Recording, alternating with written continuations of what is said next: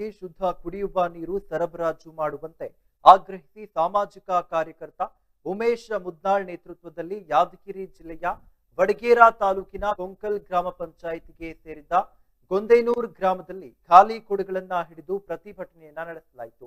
ಗ್ರಾಮದಲ್ಲಿ 2 ನೀರಿನ ಮೇಲ್ತೊಟ್ಟಿ ನಿರ್ಮಾಣವಾಗಿದ್ದರೂ ಸಮರ್ಪಕವಾಗಿ ನೀರು ಬರುತ್ತಿಲ್ಲ. ನಿರ್ಮಾಣ ಮಾಡಿರುವ ಶುದ್ಧ ಕುಡಿಯುವ ನೀರಿನ ಘಟಕ 3 ತಿಂಗಳಿನಿಂದ ಬಂದಾದರೂ ಸಂಬಂಧಪಟ್ಟ ಅಧಿಕಾರಿಗಳು ಇತ್ತ ಗಮನವನ್ನ ಹರಿಸ್ತಾ ಇಲ್ಲ ಎಂಬುದಾಗಿ ಆರೋಪಿಸಿದ್ರು.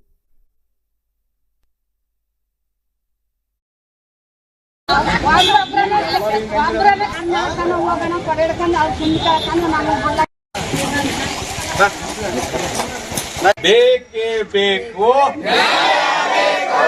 ಏನ್ ಬೇಕು, ಏನ್ ಬೇಕು,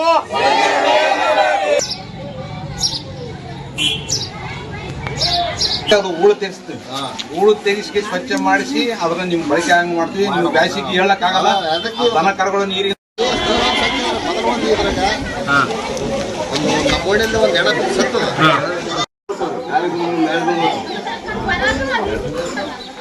ಅಲ್ಲಿ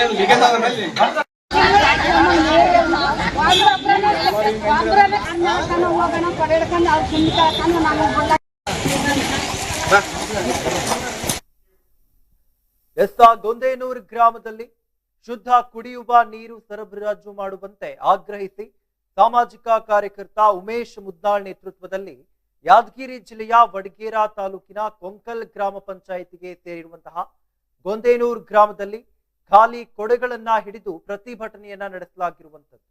ಇದಕ್ಕೆ ಸಂಬಂಧಪಟ್ಟಂತೆ ಇನ್ನು ಹೆಚ್ಚಿನದಾಗಿ ಮಾತನಾಡಲಿಕ್ಕೆ ಸ್ವತಃ ಸಾಮಾಜಿಕ ಹೋರಾಟಗಾರರಾಗಿರುವಂತಹ ಉಮೇಶ್ ಕೆ ಮುದ್ನಾಳ್ ಅವರು ನಮ್ಮ ಜೊತೆಗೆ ದೂರವಾಣಿ ಸಂಪರ್ಕದ ಮೂಲಕ ಜಾಯಿನ್ ಆಗಿದ್ದಾರೆ. ಉಮೇಶ್ ಅವರೇ, ಏನು ನೋಡ್ತಾ ಇದ್ವಿ ಈಗ ಒಂದ್ ರೀತಿಯಲ್ಲಿ ಶುದ್ಧ ಕುಡಿಯುವ ನೀರಿನ ಸರಬರಾಜು ಸರಿಯಾಗಿ ಆಗ್ತಾ ಇಲ್ಲ ಅಂತ ಆರೋಪ ಕೇಳಿ ಬರ್ತಾ ಇತ್ತು. ಏನ್ ಹೇಳ್ತೀರಾ ಇದ್ರ ಬಗ್ಗೆ?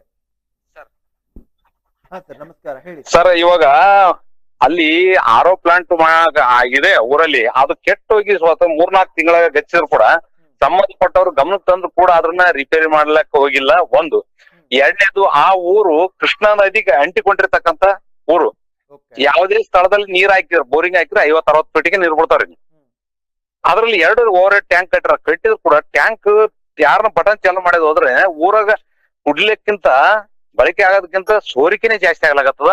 ಅದಕ್ ಬ್ಯಾಸತ್ ಕೋಸಿ ಆ ನೀರುಗಳು ಚರಂಡಿ ಸಿಸಿ ರಸ್ತೆ ಇರ್ಲಾರ್ದಕ್ಕಂತ ಅಲ್ಲೆಲ್ಲೆಲ್ಲಿ ನೀರ್ ನಿಂತ ಕೇಸಿನ ಸೊಳ್ಳೆಗಳು ಆವಳಾಗಿ ಸಾರ್ವಜನಿಕರು ಮತ್ತು ಜಾನುವಾರುಗಳು ಸಾಯಂಕಾಲ ಆದ ತಕ್ಷಣ ಸಾಕಿದ್ರೆ ಮನೆಯಲ್ಲಿ ಕುಂದ್ರಲಕ್ ಆಗಲಾರ್ದ ಪರಿಸ್ಥಿತಿ ನಿರ್ಮಾಣ ಆಗಿದ್ದು ಒಂದು.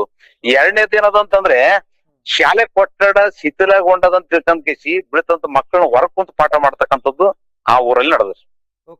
ಮೂರನೇದು, ಅಂಗನವಾಡಿ ಪೂರ ಶಿಥಿಲಗೊಂಡದಂತ ಹೇಳ್ಬಿಟ್ಟು ಬಗಲಾಗಿರ್ತಕ್ಕಂಥ ಒಂದು ಮಠಕ್ಕೆ ಅಂತ ಹೇಳಿ ಒಂದು ರೂಮ್ ಅದ, ಆ ರೂಮ್ ಅಲ್ಲಿ ಕಿರಾಯಿಯಾಗಿ ನಡೆಸ್ತಾ ಇದಾರೆ.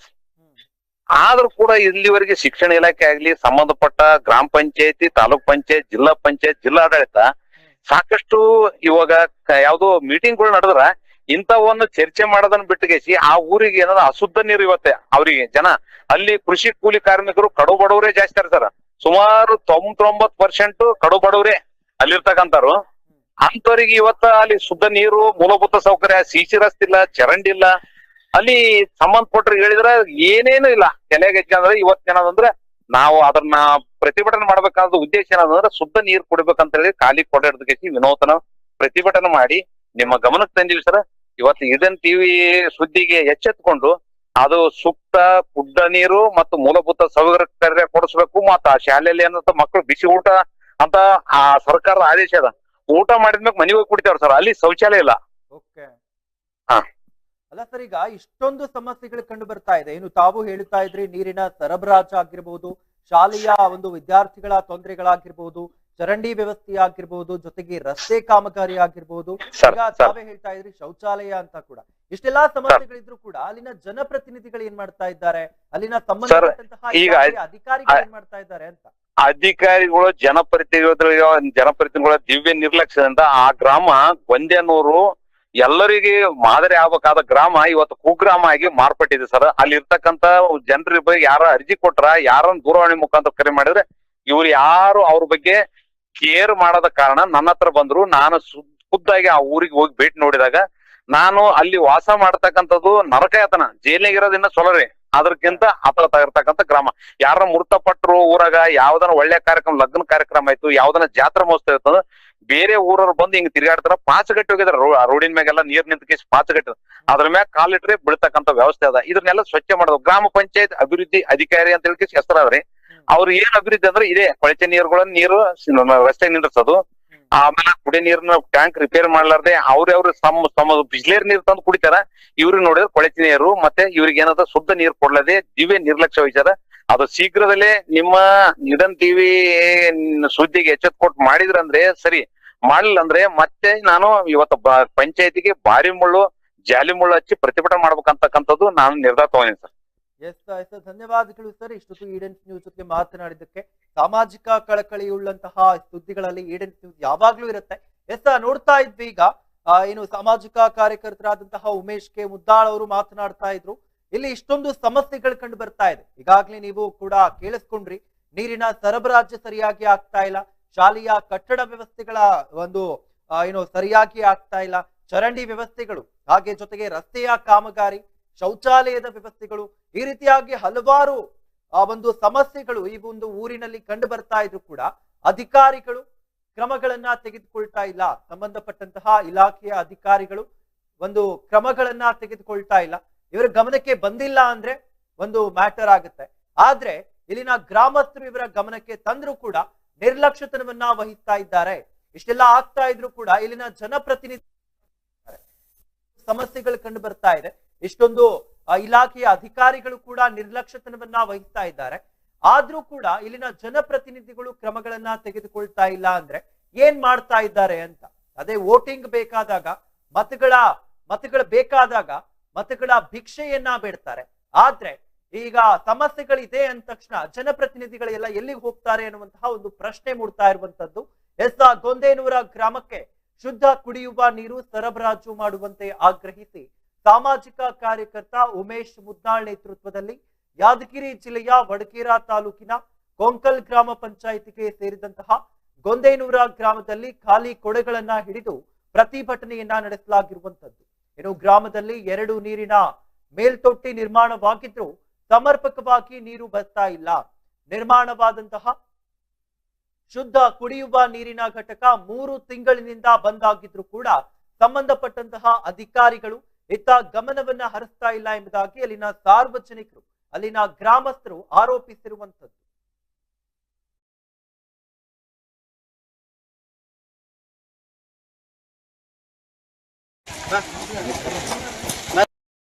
ಯಾದಗಿರಿ ಜಿಲ್ಲೆಯ ವಡಗೇರಿ ತಾಲೂಕಿನ ವ್ಯಾಪ್ತಿಗೆ ಬರ್ತಕ್ಕಂಥ ಗೊಂದೇನೂರು ಗ್ರಾಮದಲ್ಲಿ ನೀರಿನ ಟ್ಯಾಂಕ್ ಇದ್ದೂ ಇಲ್ಲದಂಥ ಪರಿಸ್ಥಿತಿ ಅದ. ಇಲ್ಲಿ ನೀರು ಬೀಳ್ತವೆ, ಎಷ್ಟು ಬೋರಿಂಗ್ ಹಾಕಿದ್ರು ಕೂಡ ನೀರು ಬಿದ್ದರೂ ಕೂಡ ಅದು ಸರಿಯಾಗಿ ಬಳಕೆ ಆಗದೆ ಈಗ ತುಂಬಿಕೆಸಿ ಹೊರಗೆ ಹೋಗ್ತಕ್ಕಂಥದ್ದು ಹೆಚ್ಚಾಗಿದ್ದು, ಮತ್ತು ಇಲ್ಲಿ ಚರಂಡಿ ಇಲ್ಲ, CC ರೋಡ್ ಇಲ್ಲ, ಮತ್ತು ತೆರೆದು ಬಾವಿಗಳು ಕೂಡ ಸರಿಯಾಗಿ ಬಳಕೆ ಆಗದೆ ಇವತ್ತೆಂದು ಗಬ್ಬೆದ್ದು ನಾರ್ಲಕತ್ತವ.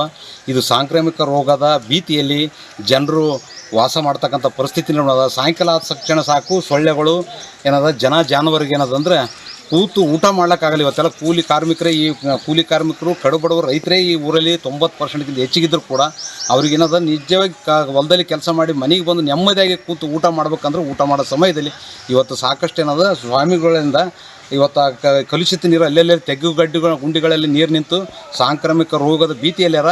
ಇವತ್ತು ತಮಗೆ ಮಚ್ಚರಿದಾಮಿ ಕಟ್ಟಿಗೋದಕ್ಕೆಲ್ಲ ತಮ್ಮ ಜೊತೆಗಿರ್ತಕ್ಕಂಥ ಜೋಡಿ ಎತ್ತುಗಳು ಮತ್ತು ದನ ಕರುಗಳು ಹಾಲು ಕೊಡ್ತಕ್ಕಂಥ ಎಮ್ಮೆ ಆಕಳ ಆಗಿರ್ಬೋದು, ಅವು ಕೂಡ ಏನದ ಮಚ್ಚರಿದಾಮಿ ಕಟ್ಟಿಗೆಸಿ ರಕ್ಷಣೆ ಮಾಡ್ತಕ್ಕಂಥ ಕೆಲಸಕ್ಕೆ ಮುಂದಾಗ್ಯಾರ. ಜಿಲ್ಲಾಡಳಿತ ತಕ್ಷಣ ಎಚ್ಚೆತ್ತುಕೊಳ್ಬೇಕು. ಇವತ್ತು ಶುದ್ಧ ಕುಡಿಯೋ ನೀರು ಘಟಕ ಬಂದಾಗಿ ಸುಮಾರು 2-3 ತಿಂಗಳಾಯಿತು.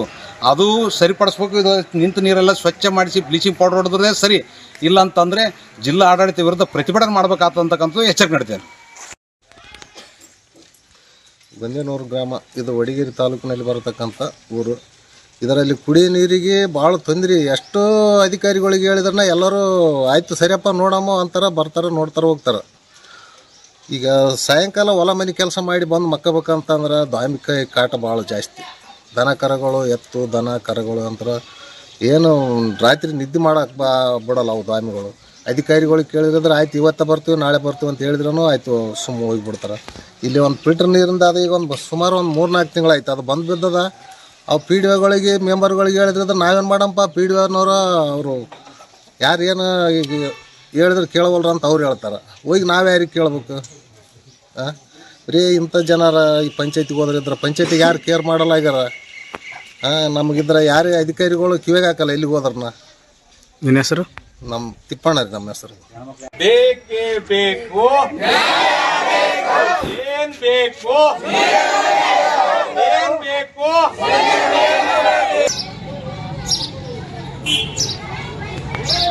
ಅದು ಹೂಳು ತೆಗಿಸ್ತೀವಿ, ಹೂಳು ತೆಗಿಸಿ ಸ್ವಚ್ಛ ಮಾಡಿಸಿ ಅದನ್ನ ನಿಮ್ ಬಳಕೆ ಹಂಗ್ ಮಾಡ್ತೀವಿ. ನೀವು ಬ್ಯಾಸಿಗೆ ಹೇಳಕ್ ಆಗಲ್ಲ, ದನ ಕರುಗಳು ನೀರಿಗೆ.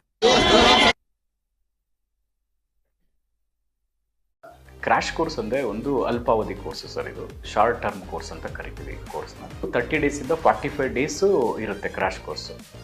ಬೆಳಗ್ಗೆ 8ರಿಂದ ಸಾಯಂಕಾಲ 8 ಗಂಟೆವರೆಗೂ ಕೋಚಿಂಗ್ ವ್ಯವಸ್ಥೆ ಇರುತ್ತೆ. ಪ್ರತಿ ಸಬ್ಜೆಕ್ಟು ಅಂದರೆ ಫಿಸಿಕ್ಸ್, ಕೆಮಿಸ್ಟ್ರಿ, ಬಾಟ್ನಿ, ಝುವಾಲಜಿ ಪ್ರತಿ ಸಬ್ಜೆಕ್ಟು ಕೂಡ 1.5 ಅವರ್ ಟೀಚಿಂಗ್ ಮಾಡ್ತೀವಿ, 90 ಮಿನಿಟ್ಸು. ಮತ್ತು ಡೈಲಿ ಟೆಸ್ಟು ಕೂಡ ನಾವು ಕಂಡಕ್ಟ್ ಮಾಡ್ತೀವಿ ಪ್ರತಿದಿನನೂ. ಎಕ್ಸೆಲ್ ಅಕಾಡೆಮಿಯಿಂದ ನಾವು ಏನು ಮಾಡ್ತೀವಿ, ಕಾನ್ಸೆಪ್ಟ್ ಮಾತ್ರನೇ ಹೇಳ್ಕೊಡ್ತೀವಿ. ನೀಟಿಗೆ ಬರೋ ಕಾನ್ಸೆಪ್ಟು, CETಗೆ ಬರೋ ಕಾನ್ಸೆಪ್ಟೇ ಹೇಳ್ಕೊಡ್ತೀವಿ ಆ 45 ದಿನದಲ್ಲಿ. ಅನ್ವಾಂಟೆಡ್ ಅವ್ರಿಗೆ ಚಾಪ್ಟರ್ಸ್ನ ನಾವು ಓದಿಸಲ್ಲ. ಸೊ ಅದರಿಂದ ಏನಾಗುತ್ತೆ, 45 ದಿನದಲ್ಲಿ ಸಕ್ಸಸ್ ರೇಟು ಜಾಸ್ತಿ ಆಗುತ್ತೆ. ಯಾರು ಸಿಂಗಲ್ ಪೇರೆಂಟ್ಸ್ ಇದ್ದಾರೆ ಅಂಥ ಒಂದು ಮಕ್ಕಳಿಗೆ ನಾವು ಖಂಡಿತ ನಾವು ಫೀಸಲ್ಲಿ ರಿಯಾಯಿತಿ ಇರುತ್ತೆ. ಆ ಒಂದು ಮಕ್ಕಳಿಗೆ ಖಂಡಿತ ನಾವು ಫೀಸಲ್ಲಿ, ಮತ್ತು ಮೆರಿಟೋರಿಯಸ್ ಮಕ್ಕಳಿಗೆ ನಾವು ಫೀಸಲ್ಲಿ ರಿಯಾಯಿತಿ ಕೊಡ್ತೀವಿ. ನಿಮ್ಮ ತಂದೆ ತಾಯಿ ಏನು ಆಸೆ ಇಟ್ಕೊಂಡಿರ್ತಾರೋ ಆ ಆಸೆ ಪ್ರಕಾರ ನೀವು ಕೂಡ ಕೈ ಜೋಡಿಸ್ಬೇಕಾಗುತ್ತೆ. ನಾವು ಕೂಡ ನಮ್ಮ ಫ್ಯಾಕಲ್ಟೀಸಿಂದ, ನಮ್ಮ ಕಡೆಯಿಂದ ಒಳ್ಳೆ ಒಂದು ಕೋಚಿಂಗ್ ಕೊಟ್ಟು ನಾವು ಒಳ್ಳೆ ರ್ಯಾಂಕ್ ತೆಗ್ಸೋಕ್ಕೆ ನಾವು ಕೂಡ ನಿಮ್ಮ ಜೊತೆ ನಾವು ಇರ್ತೀವಿ.